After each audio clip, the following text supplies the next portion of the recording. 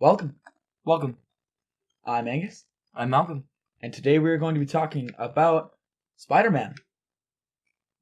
It's pretty close to what we were talking about last, but it's gonna be a little different. Last time we did a full movie analysis. This is gonna be a multitude of movies and not so much an analysis as much as what we loved and what we didn't really love.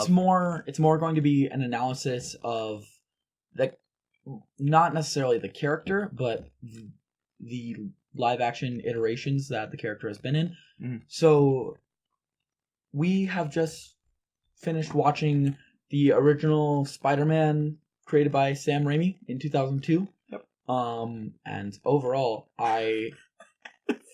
It's okay, so funny. We'll get into that later with Gosh, acting. It's so funny. There's a lot to talk about, to say the least, but we thought, hey, we just watched this movie. We should talk about Spider-Man. So that's what we're going to do.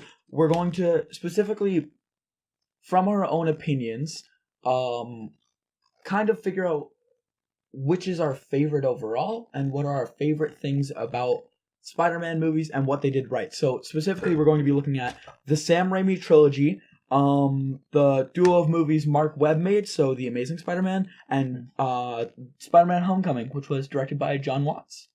Yeah. So should I go over the categories we're looking at? Sure, just go over the categories. So first, we're going over overall look. This is kind of for suit and like costuming. And Is things this like CG as well? Does CG fit in this? Yeah. Okay. CG totally fits in And that. CG is a big deal. Mm-hmm. Especially for a character like Spider-Man, who spends a lot of his time as a CG model. So next, we're going to look at origin, which is a big thing in differences in these movies. And then we're going to look at acting generally and how they play the characters. Based on comic accuracy. That's our final point, exactly. We're going to be looking at general movie quality as a whole and comic book accuracy. And Without sounding as nerdy and pretentious as possible. But yeah, I think we can get right into this. We're not going to get super detailed, and we're not trying to make this like cut very specifically. We're just going to talk about these movies and what's different and what we like and what we dislike. Yeah. So, Malcolm, you and I, we've known the character of Spider-Man literally our entire lives. So the moment we knew that there was live action film of this character, we obviously... how old we must be, like 4 years old or something like that. Young. But either way, like it came out like year before we were born, and we hadn't heard of it until we were much older. So, for reference, as we have a significant bias because as we were kids, the Sam Raimi trilogy and specifically Tobey Maguire was our Spider-Man. Yeah, he was who we knew as Spider-Man, and also so much even that in that movie, Spider-Man has organic webbing, which comes out of his arms. And I would constantly correct people. I'd be like, no, it's organic webbing, not the web shooter. And then I realized, oh, it is the web shooter. What? I felt so wrong. What are you talking about? In the comics, it's the web shooter. Yeah, you're trying to correct people. I Exactly. remember I went in that phase as well where I'm like, oh, it's not a web shooter, it's organic in there. Also, for those of you that don't know, we're going to be mentioning the names of the actors a lot for this. So just for reference, in the Sam Raimi trilogy, Tobey Maguire plays Spider-Man. So Spider-Man 1, 2, and 3. Yep. The first one's And then in Mark Webb, Amazing Spider-Man and Amazing Spider-Man 2, Andrew Garfield plays the role. And in John Watts, the Spider-Man Homecoming and Far From Home and Avengers and Civil War. In that iteration of Spider-Man, Tom Holland. Tom Holland, exactly. So let's get right into it. So first, the look and CG of Spider-Man 1, 2, and 3. Oh, we're doing all three for Sam Raimi. All right. Yeah. So can we just quickly run through Spider-Man 1 because we just watched it and oh my gosh, it seemed so. Spider-Man 1 is already written as a very funny movie. Yeah. It has some funny jokes in it. Not funny, actually, I shouldn't say. They're corny. They're very corny. They're very like But that's just like the comics. Exactly. Right? It is kind of just like the comics. But then rewatching it after this many years. Exactly. Then there's points where you're like, ooh, and then you can't help but laugh because it's just so painful. And exactly. And so the CG in the first Spider-Man is not. It's not that good. But that you can't blame. It was amazing for the time. Amazing right? for the time, exactly. And as kids, you don't really notice that. But like, me and my brother were watching the scene, and we're watching this very specific scene. We're right after I'm going to say spoiler warning, but like spoiler warnings pretty much for the character of Spider-Man. Well, it's just a spoiler warning for like all Spider-Man, I guess. I hope you're educated, or be educated. So we will educate you. There is a specific scene right after, kind of after he goes on his whole little revenge thing after Uncle Ben dies, which we're going to talk about origin. Either way, the CGI, it is a 100% like 20-second CGI scene, and he's jumping and crawling across buildings, and it's at the point where it doesn't even look like a video game.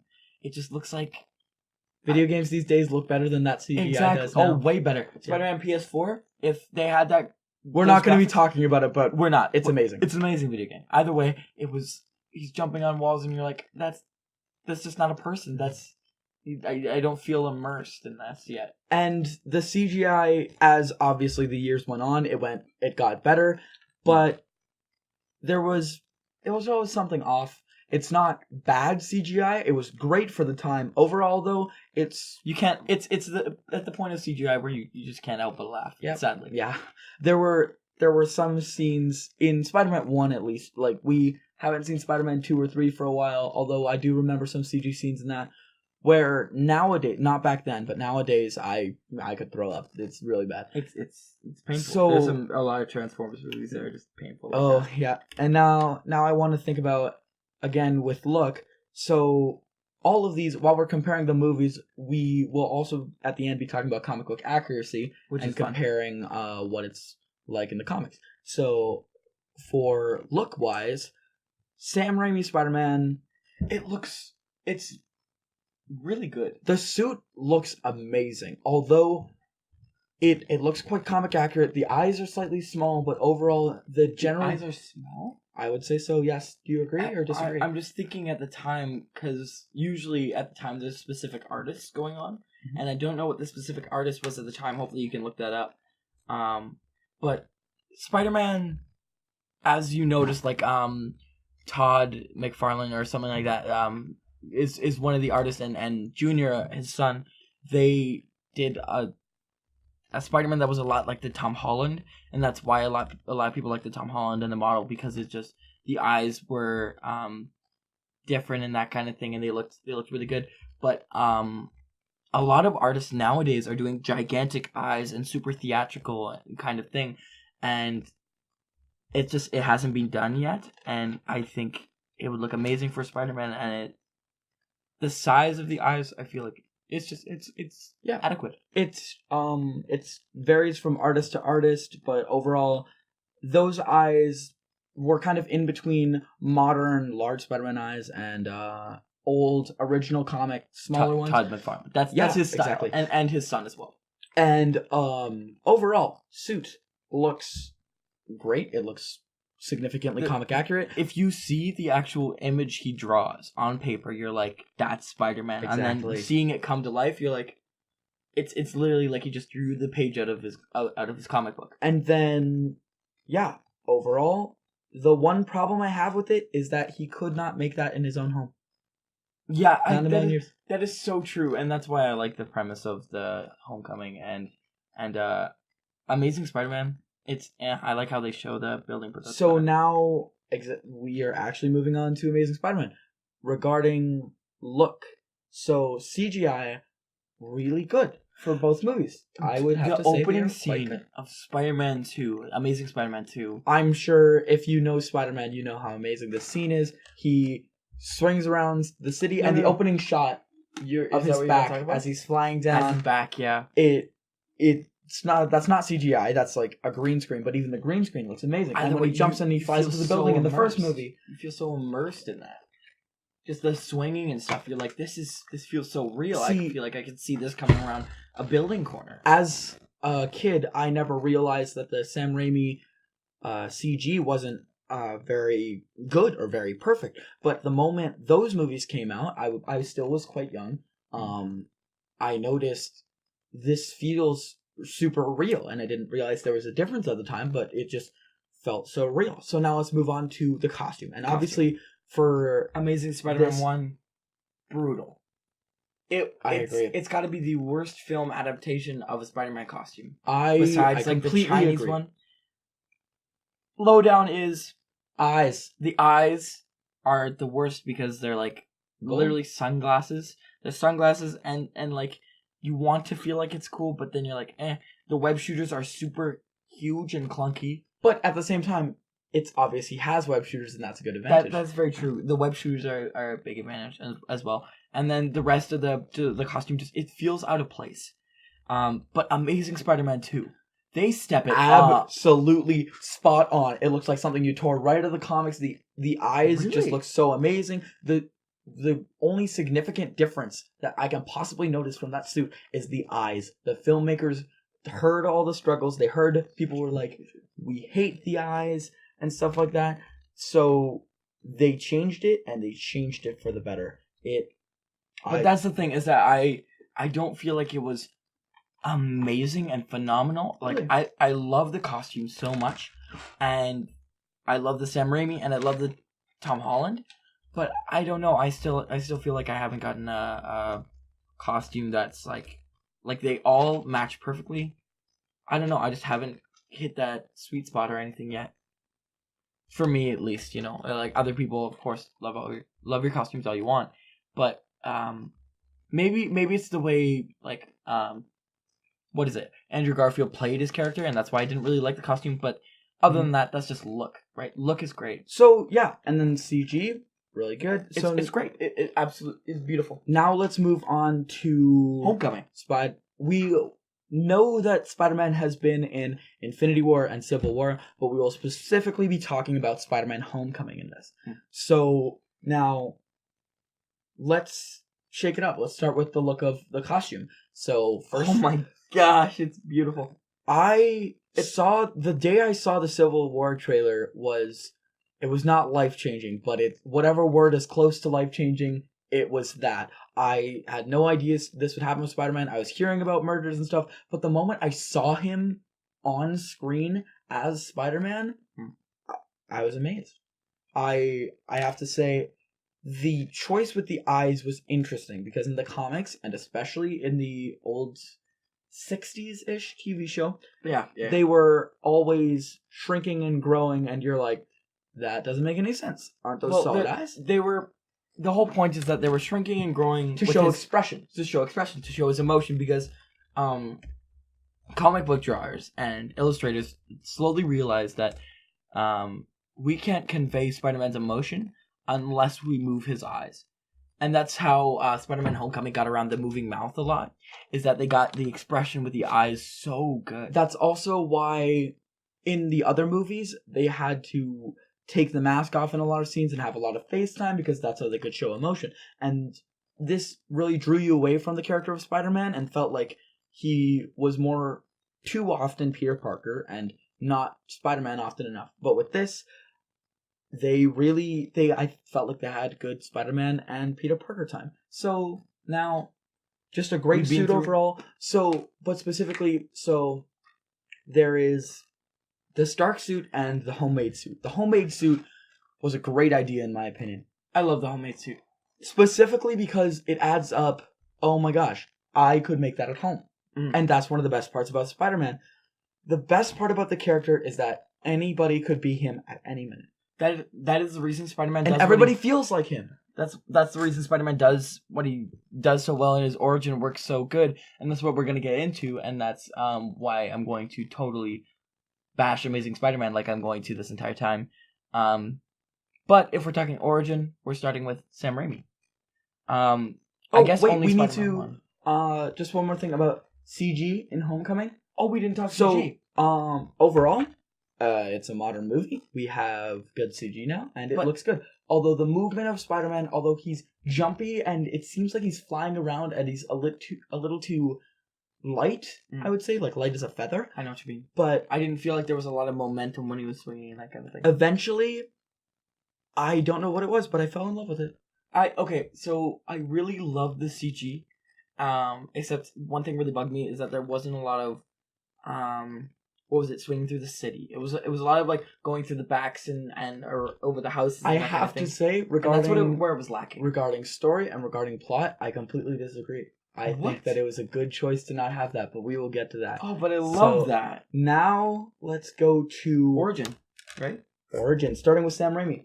So, of course, you can't really talk about Spider-Man 2 or Spider-Man 3 that much with Origin, so we're mainly just going to talk Spider-Man 1. The Origin is beautiful for like Wait, two or three why reasons. does Spider-Man become Spider-Man?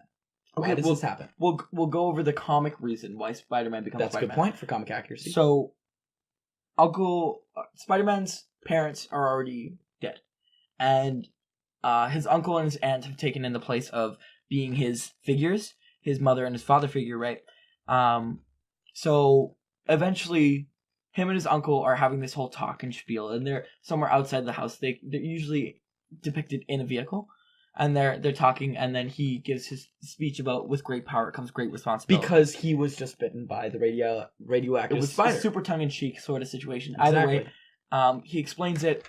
After that, Spider-Man goes and does whatever he does, and either way, Peter Parker isn't there for Uncle Ben's death. His actions are not directly, but almost directly the cause of the death of Uncle Ben, which causes him to not let that happen to any teenager ever again. But he doesn't do it out of revenge. He does it out of because he realized the last thing that his uncle said to him was, "With great power comes great responsibility," and he didn't want to just throw that away. He didn't want to throw away responsibility and let somebody else take it and feel like it wasn't his job to save people. So that's just basic stuff. But now we're gonna get into Spider-Man 1 and what they do with it.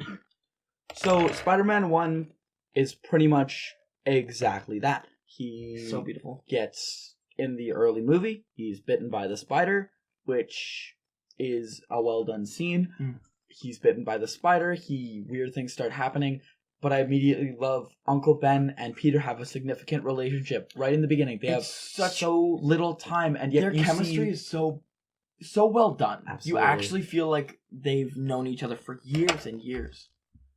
And that's why I feel bad for the other movies, and we'll get into that. Either way, their relationships, specifically his uncle and his uncle and him, is just spot on. But sadly, like with him and his aunt, it's not as Aunt May. It's not the same. I don't know if we'll get into that, but into that. that's a secondary thing. Is there anything else So you want to add for Origin? He goes to the wrestling match, and then he is indirectly responsible for the death of Uncle Ben. And then it gets into that in Spider-Man 3, and I think it's kind of stupid. I have to say, overall, while they did not need to include everything, a lot of people weren't completely familiar with Spider-Man, so I give them a pass on this one. I think it's a good way to start off Spider-Man movies as a whole.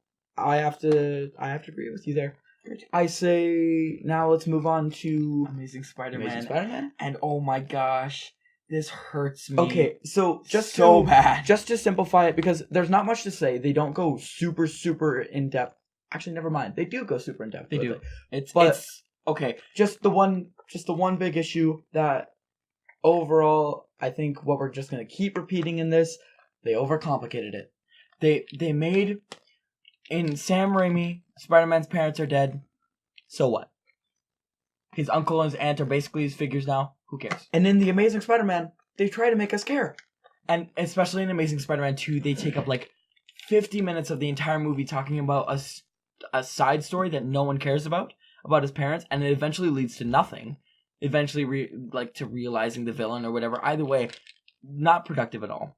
And then, in the first one, I feel like Andrew Garfield and the chemistry between him and his uncle it's just horrible.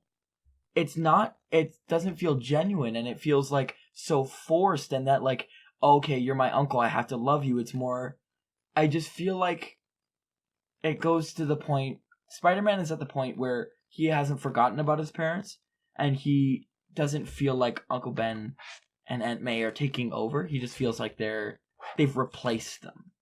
And it just, I hate their chemistry. I don't know what it is. It just, and it feels, but then he gets bit by the spider, and then apparently he loved Uncle Ben so much that when he died, he became Spider-Man out of revenge for Uncle Ben. There's a great video on this that I will probably add if I can about the Amazing Spider-Man and like it's great. That fact that's wrong with it. It's a great video, but please listen to it. It'll explain more what we're thinking. But for now we need to move on to. It hurts me. I can't. I don't like the origin of that movie at all. For now, let's move on to Spider-Man: Homecoming. In this movie, great. So overall, the theory is, I don't know if it's true. A lot of people say it, but I still treat it as a theory. The theory is that they took everything that has been in other Spider-Man movies and they put it on a board.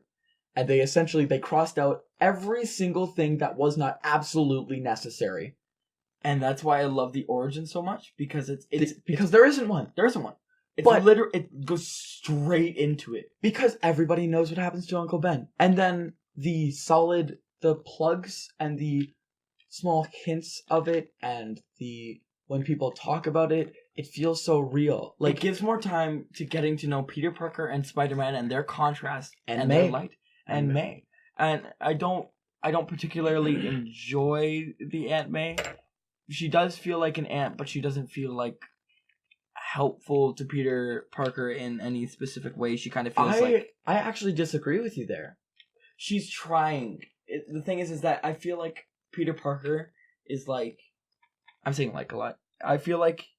Sorry.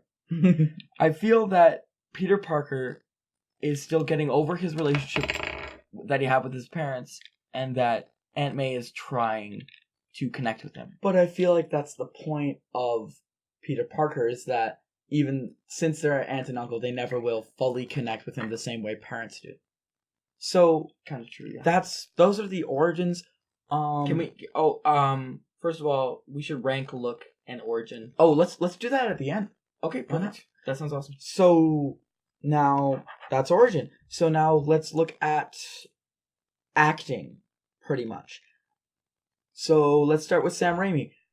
Acting is one of the reasons that this movie is unfathomably and unbelievably, unnecessarily hilarious. It's so funny. If you rewatch the movie, and I totally suggest you do, you will get a huge laugh, because overall, they actually, even though a lot of people have trouble with believing that these clearly 30 and 28-year-olds people are graduating 12-year-old high school students, if you get around that, they act like it very well. They act awkward, which makes you feel really awkward. The writing is really good. And you have to credit with the acting to quite a bit of the writing. That's true. I agree. And overall, with Spider-Man 1, the acting was not perfect, but I have to say, it wasn't bad. I have to mention, because I was talking about it a lot while we were watching, James Franco does a stellar job of being Harry Osborn. And I feel like this is the only instance when him and Peter Parker actually have a friendship and a great relationship, because it feels super forced in Amazing Spider-Man. But in Sam Raimi, it's just so genuine. So nice. I love it so much. And just a great cast, I feel, in the first one, with Tobey Maguire, James Franco, Kirsten Dunst, Willem Dafoe. Okay, yes. We have to mention at least once, Tobey Maguire has a very ugly cry face and makes weird faces and weird noises. It happens. It's not good. Yeah, acting overall in this movie, not bad. Quite campy, but that's kind of credited to the writing. And I don't wanna sound like we know exactly, we have the stats and stuff. This is all our opinion. Yeah. From comic book fans, from movie fans, from just all that kind of thing. Don't bring this to your English teacher or anything as actual statistics and that kind of thing. Don't like this video. All right, so now let's move on to... Wait, we gotta talk about acting for the other two. That's what I'm saying. Okay. The acting in The Amazing Spider-Man. Would you it's like bad. to start? Okay, I'm gonna start with my opinion, which is the acting in Amazing Spider-Man is it's okay.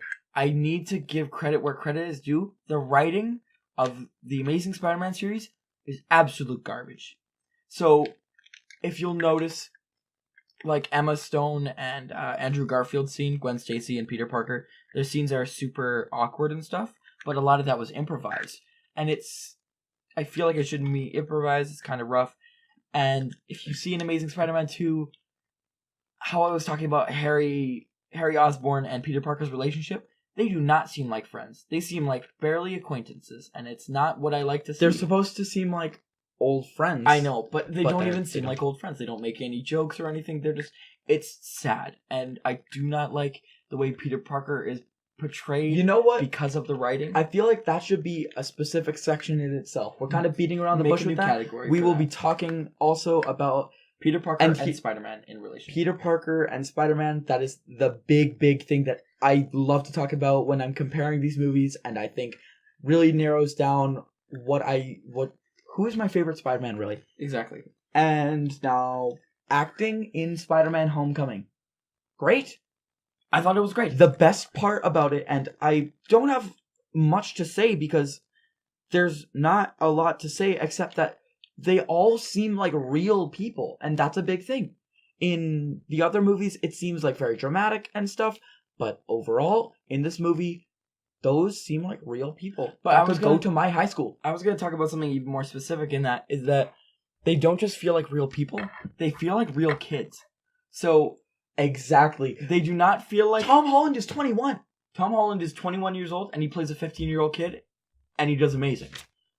Like, it's actually... And Zendaya plays a young... They picked amazing actors, they had great writers, and they did a Oh, never great mind. job. He's 22. He's 22? Yeah. Cool. Either way, they did a fantastic job with writing, and they made him actually feel like kids, and that's... I feel like they definitely had some... There's no way it was just all adults on that board. They had to ask at least some kids, because the writing is beautiful in this film. It's actually really well done. And a lot of those kids are good at ad-libbing, acting, generally. The sad part is that... What, they all The got sad- snapped into dust? Well, that's... yeah, it's sad. Either way, I feel like... Not all of them, sorry. It's kinda 50%. I might as well correct myself. Because The Amazing Spider-Man and Spider-Man 1, 2, and 3, it just... It's a bunch of 30-year-olds chilling in a high school. Well, That's yeah, weird. but I was going to talk about how it's all been leading up to Spider-Man Homecoming, I feel like. I feel like I it was agree. trial and error. They were trying new things, and then they finally came to the drawing board, like you were talking about, and said, what do we need, and what can we leave out? And then that's why Spider-Man As you Homecoming... can probably hear, we are became so very great. fond of Spider-Man Homecoming. Yeah, it's not my favorite, though.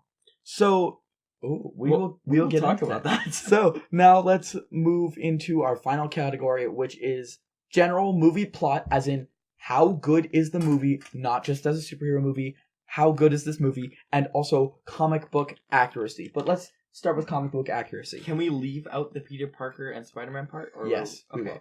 So we're going to talk about comic book accuracy. Going to start with suit for Sam Raimi. The suit for comic book accuracy, pretty great. Pretty great. I think it's pretty great. And the same- characters. Oh wait, you want to talk about same for what? I think overall for suit comic accuracy, none of the movies really got it completely wrong, except for in both Amazing of our Spider-Man. opinion, Amazing Spider-Man.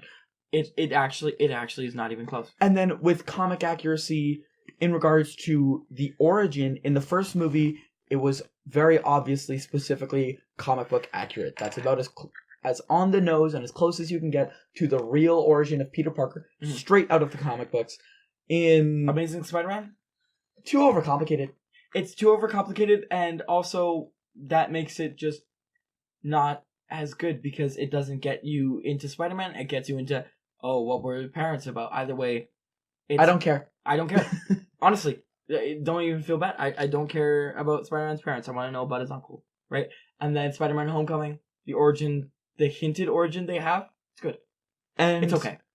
comic accuracy in regards, there's not a lot you can say about comic accuracy when it comes to story. because with story, it's always drawn from different things. Like what you said in the last episode, Venom is very loosely drawn from Lethal Protector series. Very loosely, yeah. Yeah, by that comic run, and yet there's a lot that Venom does completely differently, and that's completely against what's in the comic. And that's So, okay. That's fine. When you're talking about comic book accuracy, you'd often be talking about how things look, and I have to say, if we just mention a few characters, let's say villains. Let's talk. Okay, can we talk villains, friends, then love interest? Sounds good to me. Okay, so we're gonna talk villains of Sam Raimi. Villains of Sam Raimi. I'm just gonna name them out. We have in Spider-Man 1, you have the Green Goblin, Norman Osborn. In Spider-Man 2, you have Otto Octavius as Dr. Octopus. In Spider-Man 3, you have Sandman. You have Harry Osborn as New Goblin, and you have Venom as in Eddie Brock. I don't remember Sandman's original name. Do you know? Oh, his name? I'm also blanking. I'm just going to search it up. Either way, villains. So, I'm going to be honest with you. Almost all of the villains are... how did I not know? Flint Marko. Flint Marko's his name. Either way, all of the villains in Spider-Man 1, 2, and 3 are portrayed almost just like the comics. With one exception. What is your one exception? One exception. Not Green Goblin. It's Venom. Venom? What about Venom? That is a good thing. If you watch our Venom podcast, we will talk a bit about Venom and comic accuracy just a tiny bit. Let's touch on that. So, Venom in Spider-Man 3 is not a big brute. He is a thin character who's scrawny, and he kind of talks to... He's under his own morals. Eddie Brock just wants to kill Spider-Man, and I guess Venom wants it. Why does Venom want to kill Spider-Man in that movie? Venom doesn't talk in that movie. Which is painful to me. Venom's character talks to himself all the time. That's why his character works. Venom is made to be a Jekyll and Hyde kind of character, and I love Venom. This wasn't even just Hyde. It was just Dr. Jekyll. It was just Jekyll. And so that's the... But either way, Flint Marko was played amazing. Sandman was played amazing. How they look. Even how they look. So accurate. Actually, so accurate. Green Goblin, nowhere near anything from the comics, and yet so comic accurate at the same time. Okay, so it was so comic accurate in the sense of comic accurate with, like, vocal and his goals and that kind of thing. Visually, not. No, it's not comic accurate, and yet it looks like the Green Goblin. I really want a new Green Goblin. We haven't had Green Goblin since the first movie. I want a Green Goblin that's like... Well, I mean, actual Goblin there is the Amazing Spider-Man 2 Green Purple Goblin. Cat. What? Stop. No, stop. I just realized what you were talking about, and stop. We're not even... Okay, let's not... We'll talk about that when we go on it. So, now, villains, that's Sam Raimi. So accurate. Let's talk about... comic accuracy, so accurate. Let's talk about friends in Sam Raimi. We're specifically mostly talking about Harry, right? What other important friends? We already talked about it. Harry's amazing.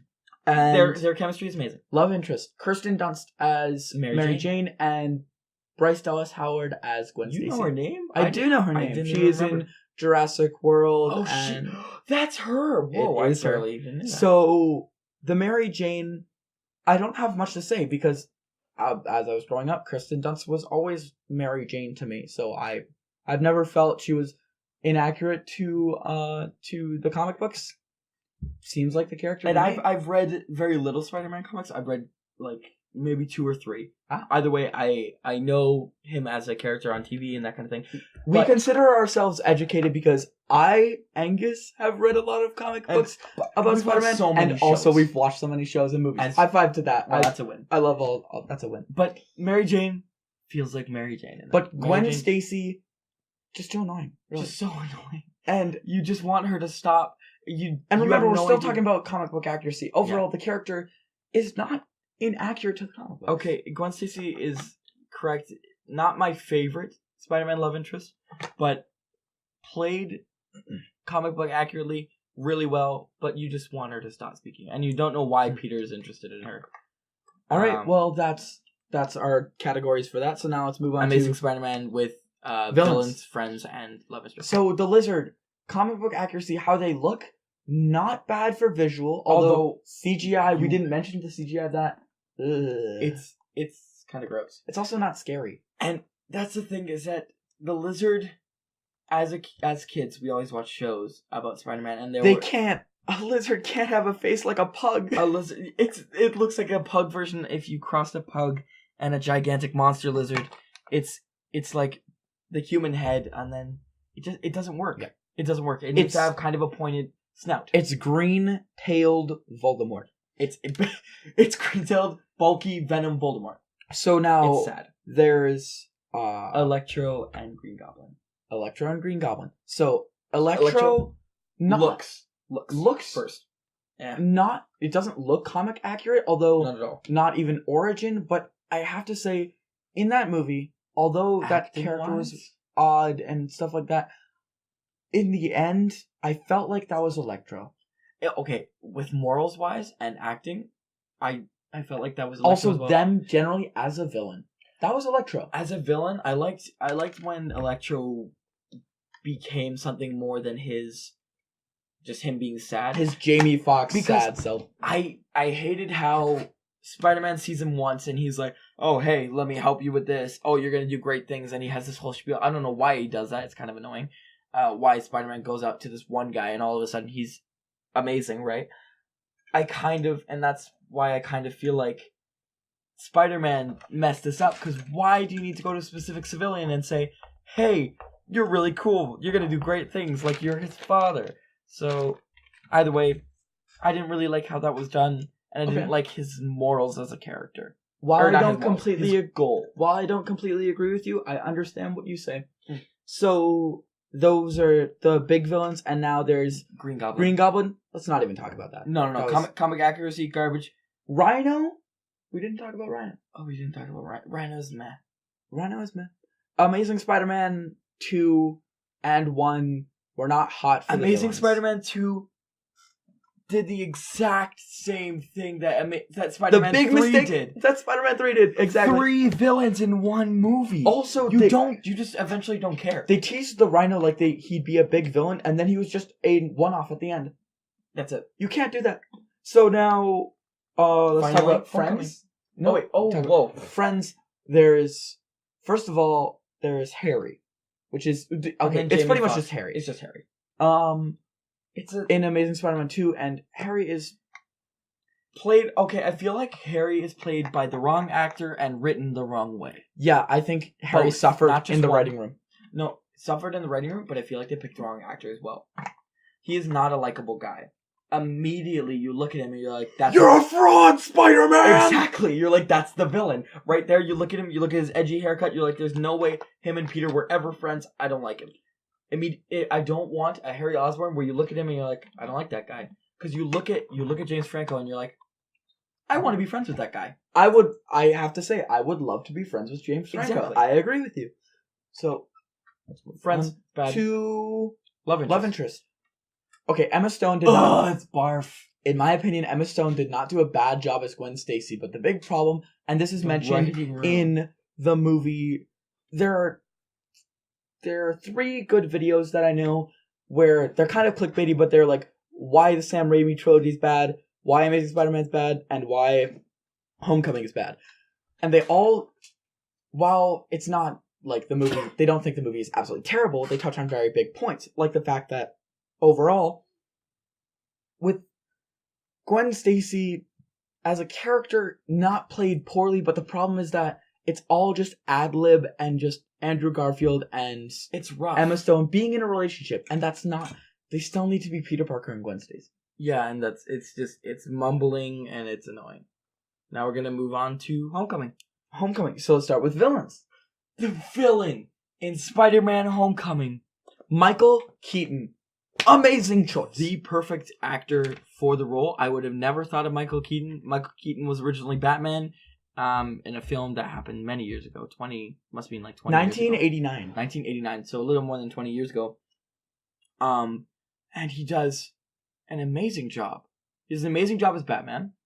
Sadly, he couldn't turn his face, yeah. But that's all right. Either way, besides the point, I would have never thought as Michael Keaton as Vulture, but then I saw him and I was wow. And then back to comic accuracy, his origin, not comic accurate. His look is actually significantly comic accurate if you think about it. But overall, it's just techy. When it comes to who the Vulture is as a character and how Michael Spot Keaton made it interesting. on. Spot on, exactly. So But that's the big villain. I just want to talk quickly about how the Vulture is literally just a techie version of the super campy version. Oh yeah, comic accuracy, right? Yeah. So the comic of Vulture is like this big spandex green suit with kind of a fluffy edge and like wings on the arms, sort of thing. And then Like Falcon. you come pretty up exactly, Falcon in the comics, right? Falcon in the comics, and yes. then you come up with this new techie Vulture, this more modern, and with the mask and stuff, and it's a terrifying villain, and I love how they keep the coat. He's wearing a brown fluffy coat with a hood on it. Yeah. And he still has the fur around his if you neck. search up Michael Keaton Vulture in Spider-Man Homecoming, and then you search up Vulture comics, You can see they're you the can same see character. the comparison. Okay. So now let's talk about his friends. So pretty much Ned and Zendaya's MJ and Liz are his most important friends. So Liz, I wanted and to talk we're about talking this about love specifically. interests also kind of in a mush. So there is no Harry Osborn in this as far as we know so far, but Ned played by, oh, I need to Google this. Amazing character. To be Amazing. honest, you can relate to him so much, and you're like such a Jacob fun- Batalon. He did a great job as literally he seems like he's Peter's friend, and that's the big thing. He is a good character, played well, and in regards to comic accuracy, I don't know enough about Ned as a character to know Neither whether do or I. not he's comic accurate. I just know I really enjoyed the character. Now, Liz, Oh not my much gosh. to say about comic accuracy. Can I talk but, about storyline? Yes, I Just guess real quick. this category is not just comic accuracy, but it's specifically it's movie plot and how good the movies are, and overall comic accuracy. So Liz, as a Almost love interest, completely random.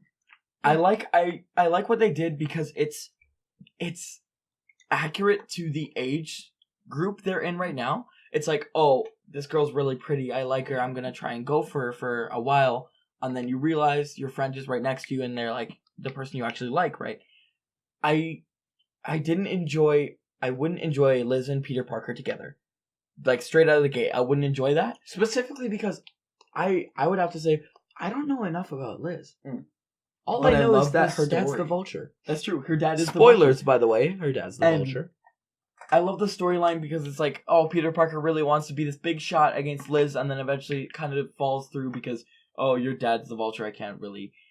But I did not like it because I still liked how they're young kids and they're like, whatever, so what? I like this girl, I'm gonna try and go for her. Like we said before, they feel like real people. Exactly. And No, that we're gonna- felt like a real relationship in high school. For sure. Just quickly talk about MJ, and then we'll move on to So- comparison with Peter Parker and Spider-Man. The character played by Zendaya, by the way, it's so awesome that she just uses Zendaya. That's her name. That's her name. She doesn't use a first name or last name. Her name is Zendaya. I find that awesome. So, played by Zendaya, it is Michelle Jones. At the end, she calls herself MJ. She doesn't call herself MJ. I thought somebody else called her MJ. No, she's... Call me MJ. is Yeah, what she exactly. says. Pretty It's- much. It's really, it kind of hit me in the cringe spot, but then I was like, okay, that's kind of. It's kind of like there's gonna be carnage, but not that Oh bad. gosh. So- did we talk about that last episode? I think we did. I Yeah. hope we did. It was So- bad. Overall, I think the character of Michelle Jones is an interesting one. Feels like a real person from high school, just like Yeah.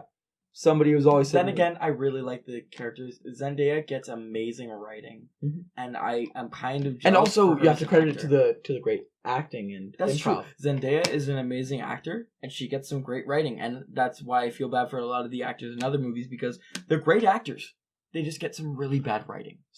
So then there's when she said MJ at the end, a lot of people got unnecessarily fired up about the fact of the race, right? Oh gosh, But that- I don't care. I have to say that while some choices of roles may frustrate me when it comes to race, I'm surprised it didn't frustrate me. because actually sometimes, like Like when the Human Torch, played by Michael B. Jordan. more when I was younger, We I should talk about thought that next episode. I thought kind of not they will do a bad job, but just it's hard for me because I don't see them as that character. But as you know, as a progressive society and being progressive people, we have to move along those things. And overall, as it kind of took me a little bit to see it. I see Zendaya as MJ, and I'm looking forward to Far From Home because there have been set pics and videos of Spider-Man swinging around with MJ. But that's the thing, is that I'm so excited for that. Because MJ in the comics, and played by Kirsten Dunst as well, is a red-haired, really pale woman. And then MJ is like just brown skin, black hair. But then I'm surprised. I never even thought of it. I don't even care. It's just their chemistry is super high school. As long as they're a good actor, and I know Zendaya is a good actor. Well, that's the thing, is that Michael B. Jordan is a great actor as well. He got some bad writing in Fantastic Four. That's true, but overall, even though he didn't share the race with the person, how they look normally in the comics, I felt like he played a good Johnny Storm. Can we talk about that next episode? Can Maybe. Can we watch Fantastic Four? Because I want to watch it again so I can just see how I'm going to be honest, I don't think I have the mental stability to watch that movie again. It's painful to watch. It's actually even more painful than a campy movie like Spider-Man 1. So, now, that is pretty much the end of our general discussion. But now we're going to talk about the most important part. How do they play Peter Parker and Spider-Man? So now we're not talking about pretty much anything we mentioned before. We're not going to get super in detail. Nope. But we're going to discuss this.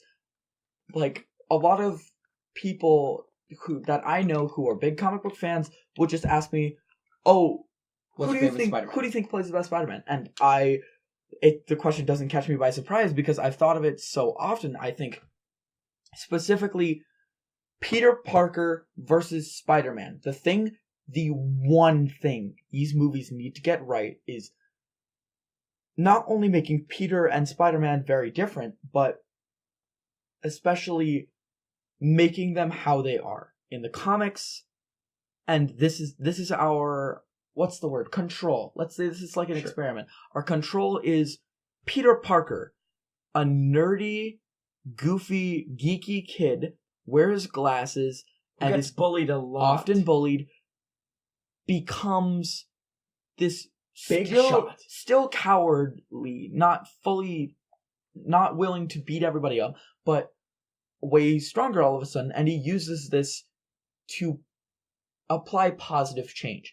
And that big change doesn't change who Peter Parker is. He's still that geeky kid. But I have one more thing to add, is that Spider-Man is also really, he becomes this new person because Peter Parker has this guy who stays in the shadows and he's kind of scared of what other people will think of him. And then you have Spider-Man, who's like cracking jokes and super charismatic and that kind of thing. I love the contrast. That's the big thing about Spider-Man. Not only do they have to get the look right, but the one thing about Spider-Man, because everything's covered up, there's like movement and all that and acting, but you can't see their face. The one thing you need to get right is the cracking of the jokes. You must crack them all the way. You must crack them. They must be cracked. They must be cracked. The jokes must Under be no cracked. circumstances must a Spider-Man never crack a joke. We should get into it. So, let's start with Spider-Man. Sam Raimi. So, what do you say I talk about Peter Parker and then you talk about Spider-Man? Sure. I'm going to mention a few things, but sure. Peter Parker, in the Sam Raimi trilogy, he starts out as this geeky, scrawny, glasses-wearing kid. And we kind of have to put kid in air quotes because he's not actually a kid in real life. Because Tobey Maguire was like 20, older than like late 20s. So he looks and plays the part of Peter Parker. He gets significantly bullied by not only Flash Thompson, but the general big shots of the group. Harry steals MJ for like half of the movie. And also Harry stands up for Peter, which is great. And Harry stands up for Peter. Peter needs somebody to defend him. And that's Peter Parker. Until he is bitten by the spider and becomes stronger, and he doesn't need his glasses, and he has spider sense, and he has all these things. Well, don't get into my topic. I gotta talk about my stuff. Just one more thing. He's still Peter. Mm-hmm. He still wants to do good, and that's what makes Spider-Man so special. Peter originally, he never thought of doing good, but given these powers, because Peter Parker is the way he is, he knows only one way to use them, and that's for good. So now, Spider-Man generally. Okay, Spider-Man generally from the outside, if you were to like cut out all the Peter Parker stuff at the beginning, you look at Spider-Man, and he's... The thing is that the Spider-Man in Sam Raimi is so aggressively based off of what Uncle Ben said. So in the other Spider-Man movies, it's not really said great power comes great responsibility, but that's a huge thing in Sam Raimi, and he's more of a like I'm a hero to save the day than I'm gonna crack some jokes and do this because I can. So you're saying he takes himself too seriously? Sometimes, but not all the time. He does crack some jokes, but I feel like not enough. Well, not enough, and also they're not executed properly because you don't get that kid like, oh, he's a kid cracking a joke, whatever. It's like a man being like, you know, the pumpkin pie is a little too hot today. It's not. See, I'll give you an example just to end this point on Sam Raimi. The one of the lines in the movie is, "You're the one who's out, Gobby. Out of your mind." Oh my gosh. It's then again subject to bad writing. So now Amazing Spider-Man. Mark Webb's Do you want me duo. Okay, what did you talk about? You talked about Peter Parker last time. I'm talking about Peter Parker. You do it. Peter Parker, garbage. Absolute. Okay, careful. Okay. I'll be a little generous, but either way, Peter Parker is not, and if I am incorrect, should not be bullied, because Peter Parker in the Amazing Spider-Man is a cool kid.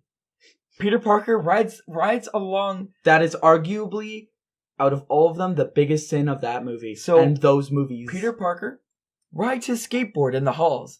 He gets in trouble by his, teachers and that kind of thing. He has...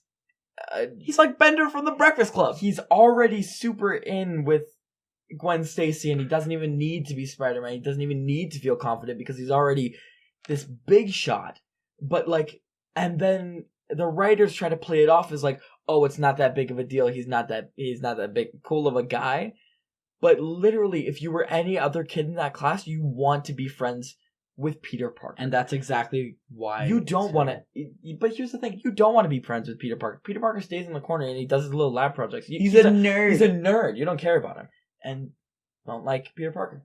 Go with Spider-Man. So now Spider-Man in this movie, the jokes cracked and stuff is, while it can be a little bit too much, and he can kind of harass people, overall, the amount of jokes and how they were told and how many of them and how they were written was way better than Sam Raimi. For sure, but it's so much better in 2 than is 1. 1, it's aggressive harassment and it's not even funny. You're like, if I was told that, I would probably cry. Mm-hmm. And then in 2, it's like, I would be laughing even though I'm stealing this money.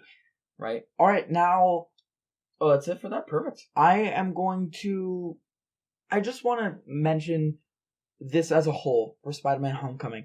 So originally you had Sam Raimi, where there was a great Peter Parker, but not as great Spider-Man because of the jokes. And then in Amazing Spider-Man, they got Peter Parker completely wrong in my opinion, but Spider-Man got really right. But in Spider-Man Homecoming, I feel like it was a perfect balance. With Peter Parker, he was a nerd. He felt like an actual teenager for the first time, and he was just one of those kids. He was a smart kid, but that's also the thing. Big thing. And we can't praise Spider-Man Homecoming. As great of a movie as it is, we can't praise it for getting Peter Parker and Spider-Man right. Why can we not? They did a great job, but then you have to think about how great of a job they did as well, and how is so much trial and error and that kind of thing. So it's not credited to just Spider-Man Homecoming. Spider-Man Homecoming.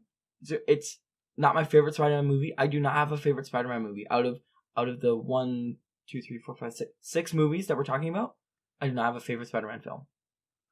So I can't pick one.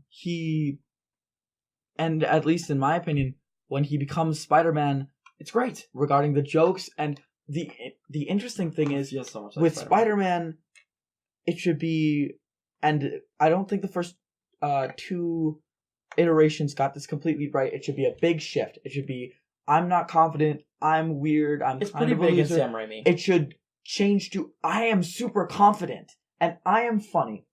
All of a sudden. And they kind Where of does that did come from? that. And I liked how they did that really good in Homecoming, because it's like Mhm. he's going to parties in a Spider-Man suit. He's like, "Oh, I'm good friends with Spider-Man. You should talk to me now because I'm cool, right?" Peter knows Spider-Man. Exactly. Yeah. Because it's just like Peter Parker knows he's not cool, and then the moment he's like, "Oh yeah, I know Spider-Man. Someone please talk to me. I'm kind of suffering." You know the way I think we should finish this off? What do you say? We should rank 1, 2, and 3 for look, origin, attitude, acting, and comic accuracy. So just 1, 2, and 3 for all the movies. I feel like I agree with you in that way of finishing off. I just think we should pick the best one for each category. Sure, let's do it. Just all out. number 1. So, look and CGI regarding the suit and specifically CGI. I feel like Amazing Spider-Man 2. the best one, in my opinion, yours is Amazing Spider-Man 2. Wait, what's yours first? Mine is Spider-Man Homecoming. Okay. And I believe it's Amazing Spider-Man 2 because like the suit just feels more fluid, and I like how it's kind of closer to the comics in the sense it's not as techy and that kind of thing, and the CG it's a masterpiece. And now we go into Origin. I feel like You first. And I praise this movie a lot. I have to say it again, when it comes to Origin, oddly enough, I give it to Spider-Man Homecoming. You do? I think it is completely, at least at this point, and I know, as Malcolm's probably going to tell me right now, it took a lot of trial and error to get to Spider-Man Homecoming. Mm-hmm. I feel like everybody knows how Spider-Man happened. You don't need an origin. Mm. And that's exactly what Spider-Man Homecoming did, and I defend that. Okay. And what do you say? I'm going to say Spider-Man 1.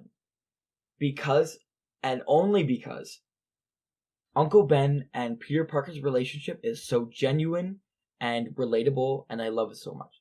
And that's why the origin works.